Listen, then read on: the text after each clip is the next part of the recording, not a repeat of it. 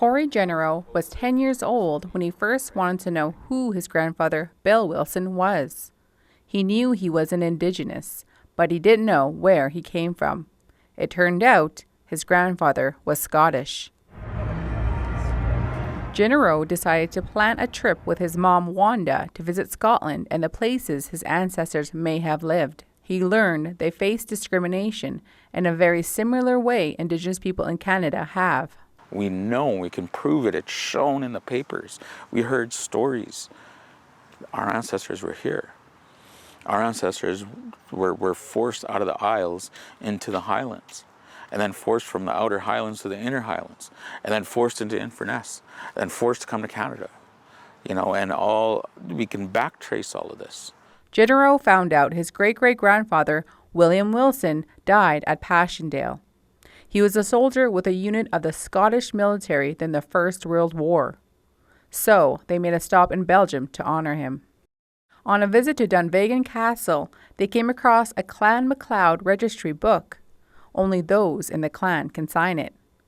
Cory pulled out his papers that prove his ancestry on those lands. It was a very special moment for us, right? We're not only here visiting, exploring our ancestry, but now we're accepted.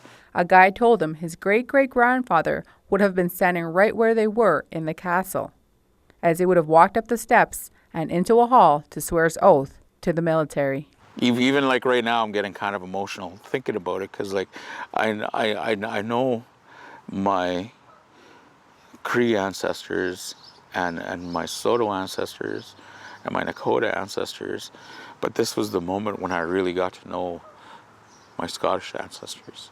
When I pray and ask for my ancestors to come and help, and geez, sorry about that. And that's when it became real for me, Generoux says after his return, some of his friends and relatives shared with him that they have Scottish blood too. He says there can be a stigma among Indigenous people about embracing their non-Indigenous roots.